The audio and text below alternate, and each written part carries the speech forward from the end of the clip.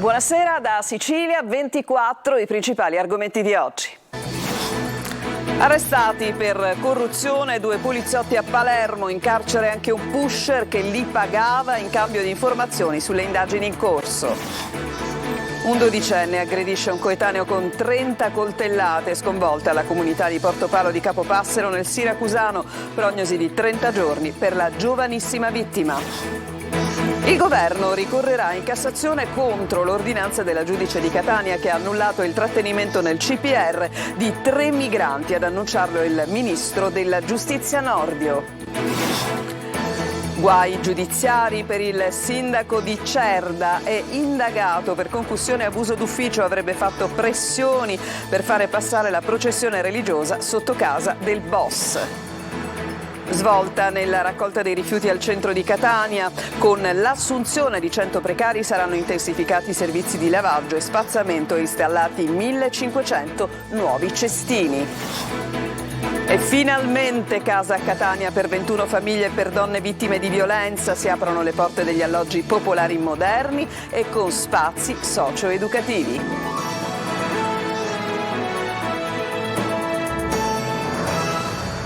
Buonasera, apriamo con la cronaca, questa edizione di Sicilia 24, arrestati a Palermo 2 agenti in servizio alla mobile della città per corruzione. Ad incastrarli le intercettazioni tra un pusher, anche lui finito in manette, e la madre. Secondo le indagini, i 2 poliziotti dopo alcuni sequestri di hashish avrebbero sottratto parte della merce e l'avrebbero fatta avere al pusher perché la rivendesse in cambio di soldi e regali. Emanuela Corsi.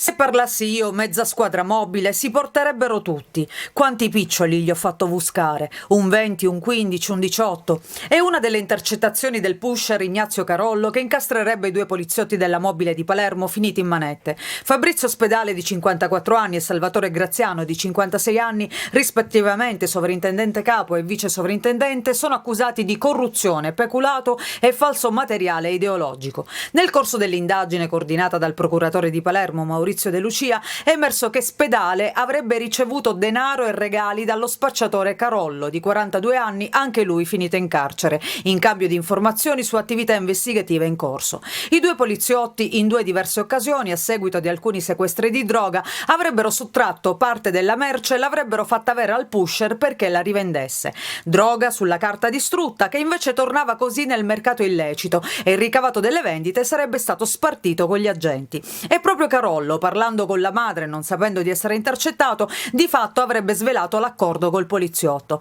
Le sequestrava ste cose e le doveva andare a buttare, riferendosi appunto alla droga da vendere. Invece me la dava a me. Per rivenderla e dividere i ricavi mi dava 20.000 euro. Dall'indagine è emerso inoltre che Spedale, assegnato ad un altro servizio, si sarebbe presentato alla ditta dove a volte veniva distrutta la droga sequestrata, in compagnia del collega Salvatore Graziano, per presiedere alle operazioni di distruzione. I 2 però avevano seguito un iter che il loro capo aveva giudicato anomalo, portando l'hashish in una ditta diversa da quella stabilita. Un'anomalia che non è passata inosservata e che ha poi svelato il piano dei 2 poliziotti: salvare dalla partita sequestrata parte dello stupefacente e farlo rivendere a Carollo, dividendo i guadagni.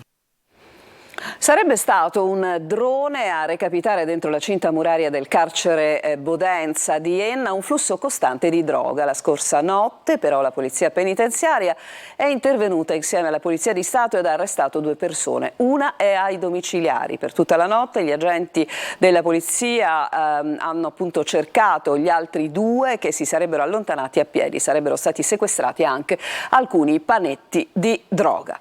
Un 12enne aggredisce un coetaneo con quasi 30 coltellate. Erano le 19 di ieri quando 2 turisti hanno lanciato l'allarme. La comunità di Portopalo di Capopassero, siamo nella zona nord del Siracusano, è davvero sconvolta. Francesco Aloi.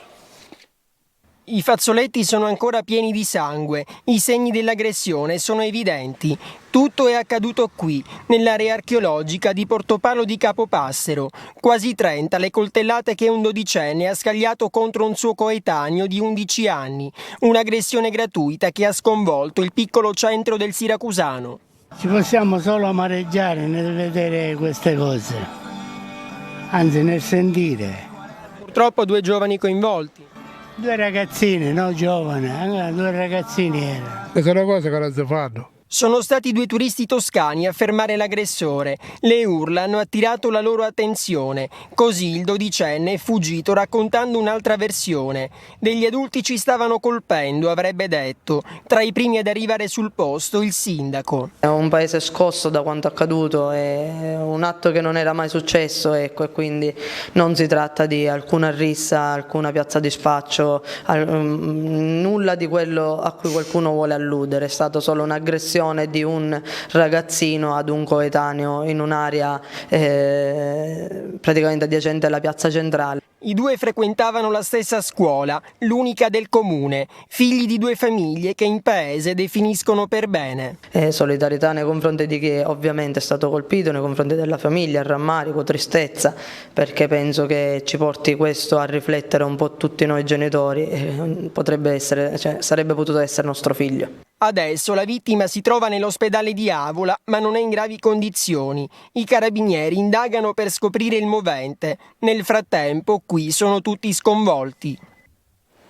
Il governo ricorrerà in Cassazione contro l'ordinanza del giudice di Catania che, ricordiamo, ha annullato il trattenimento nel CPR di 3 migranti. L'annuncio alla Camera è del ministro della Giustizia Nordio, Giusy Lazzara.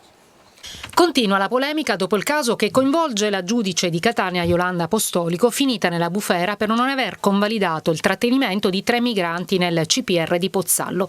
Il ministro della Giustizia, Carlo Nordio, conferma il ricorso in Cassazione. L'annuncio alla Camera. Si tratta di un approfondimento tecnico che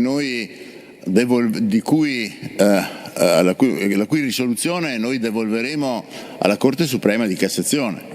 Abbiamo esaminato questo provvedimento con attenzione, abbiamo trovato delle criticità, soprattutto nella interpretazione di alcune norme che sono complesse e il Ministero degli Interni proporrà di concerto con noi ricorso per Cassazione. L'intenzione è di procedere entro i previsti 60 giorni in considerazione del fatto che si ritiene la normativa italiana del tutto coerente con quella europea e del dettato costituzionale. Non fa sconti all'esecutivo l'Associazione Nazionale dei Magistrati. Le dichiarazioni di esponenti del governo e della maggioranza parlamentare esprimono una preoccupante visione delle prerogative di verifica di legalità esclusivamente attribuite alla magistratura e ne minano l'indipendenza e l'autonomia. Attacca così la giunta del sindacato delle toghe. Il ministro Nordio risponde anche su questo. È un problema squisitamente tecnico che non mette minimamente in discussione l'autonomia e l'indipendenza della magistratura. Il resto fa parte di quelle modalità, per così dire, di dialettica politica. L'accusa che muove l'Associazione Nazionale dei Magistrati è sostanzialmente la stessa contenuta nella richiesta di apertura di una pratica a tutela di Apostolico, formalizzata dal Comitato di Presidenza del CSM. Dall'itinerario della processione del Venerdì Santo che doveva passare da casa del boss del paese ai tributi evasi dagli ambulanti con il consenso del sindaco. Avviso di conclusione delle indagini per il primo cittadino di Cerda, siamo nel Palermitano, con l'ipotesi di abuso di ufficio e concussione. Il servizio. L'inchino del santo alla casa del boss durante la processione doveva essere addirittura autorizzato, parola del sindaco. Il primo cittadino avrebbe addirittura tentato di costringere il comandante della polizia municipale a scrivere al questore per ottenere che la processione passasse sotto casa del mafioso del paese. È una delle accuse rivolte a Salvatore Geraci, sindaco di Cerda nel Palermitano e deputato regionale da poco passato alla Lega. Il primo cittadino ha ricevuto l'avviso di conclusione delle indagini con l'accusa di concussione da parte della Procura di Termini Imerese. Non c'è traccia però di accuse di mafia. Abusando dei suoi poteri, secondo il pubblico ministero, il 14 febbraio del 2022, in occasione della processione del Venerdì Santo, che prevedeva un itinerario differente rispetto a quello tradizionale proprio per evitare di passare dalla casa del boss, avrebbe fatto pressioni per ottenere la deviazione del corteo. Secondo l'accusa, ciò al fine di ottenere consenso elettorale da parte della comunità e il favore del comitato della Madonna Addolorata di Cerda. Geraci avrebbe minacciato il capo dei vigili, Giuseppe Biondolillo, prendi carta e penna e scrivi al questore, guai a te se stasera per la processione fai una cosa diversa, gli avrebbe detto. Il sindaco è anche accusato di varie ipotesi di abuso d'ufficio perché secondo la procura, tra l'altro, il primo cittadino durante la saga del carciofo non avrebbe fatto pagare i tributi ai commercianti che avevano allestito gli stand in violazione del regolamento comunale, sopperendo in questo modo alla mancanza di fondi per i contributi ottenuti per la manifestazione e così facendo perdere soldi all'erario comunale. Si dice tranquillo il primo cittadino, che parla di un tentativo di mascariamento da parte di chi lo ha denunciato. Sereni anche gli avvocati difensori. Di mafia qui non c'è nulla e manco c'è la concussione. È una vicenda surreale, una bolla di sapone e come tale evaporerà in fretta, dice l'avvocato Vincenzo Larrè che difende il sindaco. E in una nota il sindaco di Cerda, indagato, scrive: si vuole colpire la mia onorabilità, non ho mai dato indicazioni sul percorso delle processioni e su dove queste dovessero stazionare. Se ci sono condannati di mafia, questi sono lontani dai miei pensieri e dalle mie attenzioni. Aspetto, conclude, con fiducia che la magistratura chiarisca. Nessun rapporto consensuale. La deposizione della 19enne vittima dello stupro di gruppo a Palermo al GIP ha confermato: mi hanno violentata. Marco Gullà. Si sono rincontrati, anche se in stanze diverse, al Tribunale di Palermo dopo lo stupro di gruppo del 7 luglio scorso in un cantiere abbandonato del Foro Italico. La 19enne palermitana violentata dal branco ha ribadito tutte le accuse in corte d'assise per l'incidente probatorio. Durante la sua deposizione non poteva vedere gli indagati tutti in carcere, ma convocati anche loro al Palazzo di Giustizia. La giovane ha ribadito di essere caduta più volte durante la violenza, di aver gridato basta, ma loro continuavano. Il giudice ha respinto molte delle domande che gli avvocati degli indagati avrebbero voluto fare alla ragazza, quasi tutte relative al suo passato e anche esperienze che lei stessa ha raccontato pubblicamente, sempre attraverso i social. Ad accompagnarla c'era il fidanzato, accanto a lei per tutta la durata della testimonianza anche una psicologa. Tra 40 giorni sarà depositata la trascrizione integrale dell'incidente probatorio e poi il sostituto procuratore potrebbe chiedere anche il giudizio immediato per gli indagati. I carabinieri di Canicattì hanno arrestato un pregiudicato di 40 anni ritenuto responsabile di maltrattamenti in famiglia. Il codice rosso era scattato qualche settimana fa, quando la madre e la sorella dell'indagato si erano appunto rivolti ai militari per denunciare il clima di terrore che vivevano in casa. Le donne avevano raccontato gli sfoghi violenti del proprio congiunto, che in cerca di denaro più volte aveva aggredito e percosso sia l'anziana madre e sia la sorella. Ieri sera l'uomo è stato rinchiuso nella casa circondariale di Agrigento. La RAP, dopo l'operazione di ieri dei carabinieri con l'individuazione di 101 cosiddetti furbetti del cartellino, prova adesso a dare una risposta e annuncia maggiori controlli e repressione verso chi abbandona i rifiuti e gli ingombranti per strada. Il servizio. Mentre la città annaspava tra i rifiuti e la sporcizia, c'era chi dava una mano al fratello in trattoria e apparecchiava i tavoli anziché lavorare per l'azienda che lo stava pagando. Ci sono nuovi retroscena sui cosiddetti furbetti del cartellino alla RAP, l'azienda che si occupa della raccolta e dello smaltimento dei rifiuti a Palermo. Risultavano tutti in servizio, eppure i carabinieri li hanno intercettati mentre sarebbero andati al supermercato, a fare la spesa, al bar, a lavare la loro macchina, al centro scommesse, oppure semplicemente sarebbero tornati a casa o sarebbero rimasti a riposarsi anche per ore davanti al deposito di via Ingham. Assenze su assenze, c'è anche chi non ha lavorato per un anno, risultando sempre presente. Uno spaccato grigio, perché se Palermo annega nell'immondizia, ovviamente la colpa è anche dei 101 indagati che anziché lavorare facevano ben altro. La RAP intanto prova a dare una risposta dopo il terremoto di ieri e annuncia che ci saranno più controlli e repressione, con multe salate nei confronti di chi contribuisce a rendere invivibile alcune aree della città, abbandonando rifiuti e ingombranti. Prende infatti forma il protocollo d'intesa firmato a metà luglio tra la RAP, la Polizia Provinciale e la Polizia Municipale del Comune di Palermo. Da questa settimana, si legge in una nota della RAP, partono azioni mirate di pulizia, controllo e contrasto del fenomeno migratorio e dell'abbandono di rifiuti che in alcune vie della città, nonostante gli interventi costanti, provocano il proliferare di discariche e di rifiuti misti. Più operatori e più spazzamento nelle strade, svolta nella raccolta dei rifiuti nell'800. Il Comune di Catania cambia passo e adotta una variante alla gara d'appalto con un potenziamento dei servizi e l'inserimento di 110 lavoratori. Tonino De Mano. Variante al capitolato d'appalto nell'800 di Catania, gestito dal consorzio Gema, con l'assunzione di oltre 100 precari ed una raccolta dei rifiuti che finalmente cambierà passo. Più operatori, più spazzamento e più decoro. Così l'amministrazione Trantino dà il via ad una manovra per cercare di fare uscire la città dall'emergenza spazzatura. Una svolta radicale e per certi versi epocale, con un servizio ad hoc per la raccolta differenziata nei mercati storici e rionali, ma anche un potenziamento dello spazzamento manuale e meccanizzato, con sistematico lavaggio delle strade e scerbamento che avverrà in via continuativa nel corso delle settimane nel centro storico ed almeno ogni 4 mesi nel resto della città. Novità anche per il decoro del Castello Orsino, con il fossato che verrà pulito giornalmente, mentre sui marciapiedi verranno installati 1500 cestini per carta e deiezioni canine. La rivoluzione è servita, ma libererà la città dalla morsa dei rifiuti? Abbiamo apportato una serie di modifiche senza aumentare, lo sottolineiamo, di €1 la tassa sui rifiuti, ma recuperando queste risorse all'interno di una rivisitazione del progetto. Abbiamo stilato una serie di servizi e crediamo che con il controllo di questo appalto adesso si possa davvero vedere la nostra azione in città. Stiamo incontrando i commercianti a 2 a 2, a 3 a 3, fino a ieri sera abbiamo fatto riunioni in loco, soprattutto nei locali della Movida, ma non solo, stiamo intervenendo anche sui mercati rionali.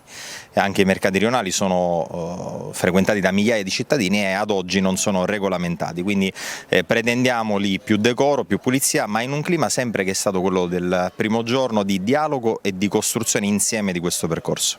La seconda buona notizia, legata alla variante al capitolato d'appalto, riguarda 110 lavoratori del bacino prefettizio che saranno inseriti nei servizi di spazzamento e di prossimità. Plaude l'iniziativa il Sifus, che però... La vertenza per noi non si chiude qui, perché attendiamo che questi lavoratori vengano trasformati tutti full time e tutti con il livello a loro spettante. La grana dei rifiuti potrebbe riservare nuove sorprese e nuovi scenari. Filmati e individuati grazie alle fototrappole. A Belpasso, nel catanese, il sindaco stana così gli incivili che scaricano i rifiuti a cielo aperto. Luca Ciliberti. Tolleranza zero, filmare e condividere i video degli incivili mentre buttano indisturbati la loro spazzatura, riducendo strade, piazze e aree comuni a delle vere e proprie discariche abusive, in barba alla legge e al buonsenso. A Belpasso il sindaco Carlo Caputo ha diffuso le immagini di un uomo impegnato a scaricare spazzatura in una discarica della zona industriale, beccato da una telecamera con funzione di fototrappola.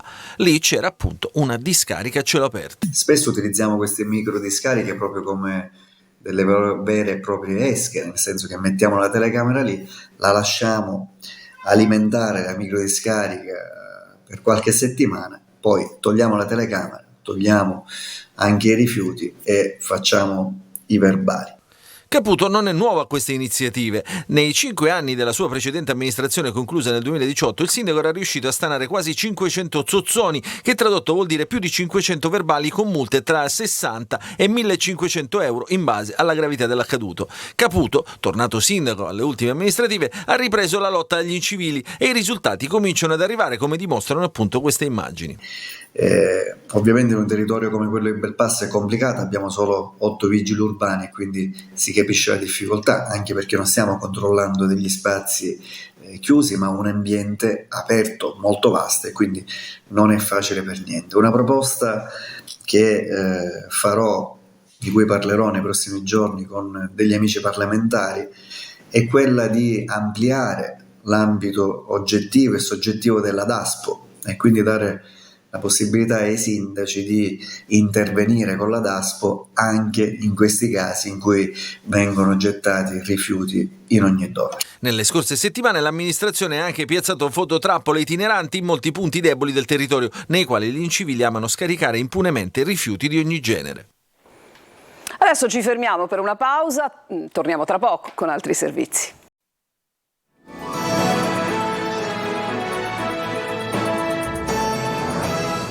Tornate Bentornati in studio. L'Assemblea regionale siciliana ha approvato con 38 voti favorevoli la legge voto per l'abolizione del numero chiuso o programmato per l'accesso ai corsi di laurea in medicina. Il testo sarà adesso trasmesso al Parlamento nazionale.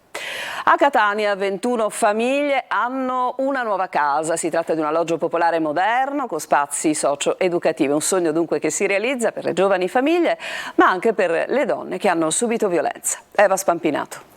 Una decina d'anni avevo fatto già la domandina al comune, ma è stato sempre gli ultimi posti. Quest'anno invece è stato l'anno buono, sia per me che per i miei figli. Un colpo di fortuna e chiunque pensa non toccherà a me. Quello che in altre città verrebbe visto come un servizio sociale di una efficiente amministrazione, a Catania viene visto come un colpo di fortuna. L'assegnazione in tempi brevissimi di un alloggio popolare nuovo, ristrutturato con canoni moderni e con spazi verdi dedicati ai bambini, oggi cambia la vita a 21 famiglie. Significa tanto, soprattutto che sono case fatte nuove, che non sono piene di umidità, perché oggi tutte le case hanno umidità, niente, io vivo in un ambiente dove c'è umidità. Dove abitiamo ora c'è un canone proprio alle stelle, quindi si arriva ad un po' di serenità familiare con queste case. 600 euro di affitto e non si può arrivare più. Quindi questo cosa significa per lei? Economicamente stare bene e fare stare bene anche i miei figli. Il bando dell'IACP è stato pubblicato appena un anno fa. 100 famiglie hanno fatto richiesta, 21 sono state selezionate. Per la prima volta il progetto si rivolge a categorie specifiche: famiglie giovani, anziani e donne che hanno subito violenza. Se mi consente, è anche emozionante avere ricevuto oggi il ringraziamento di giovani donne con le lacrime agli occhi. Nelle nuove case di Corso Indipendenza andranno a convivere anche degli anziani rimasti soli. Saranno in 3 e divideranno un appartamento. Lei ha le lacrime agli occhi? Sì, perché non me l'aspettavo. Tra 2 settimane la consegna delle chiavi. Gli inquilini pagheranno tra i 120 e i 190 euro al mese. Ci fermiamo ancora, un'altra pausa e poi chiuderemo con lo sport.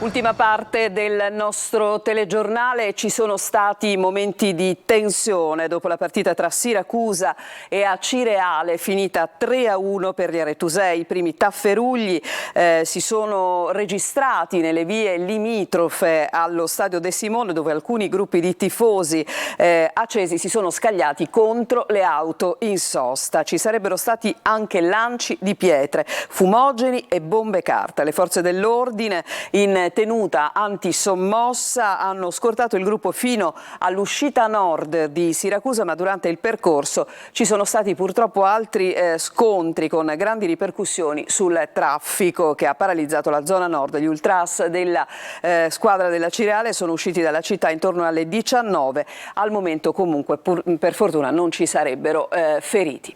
Il sindaco di Catania Enrico Trantino e l'assessore allo sport Sergio Parisi hanno ricevuto in municipio la squadra dell'Energy System Catania Volley, squadra di pallavolo femminile che milita nel campionato di B1, presieduta dall'imprenditore australiano Ross Pelligra e che debutterà sabato prossimo, 7 ottobre, alle ore 16 nel Palabramo di Piazza Spedini. Era presente all'incontro anche la D del gruppo Pelligra e consigliere Catania Volley Giovanni Caniglia, che ha ringraziato il sindaco e tutta l'amministrazione per la disponibilità dimostrata oggi e in generale per l'attenzione dedicata a questo progetto. Con queste immagini si chiude questa edizione di Sicilia 24. A voi tutti grazie per l'attenzione. Buona serata.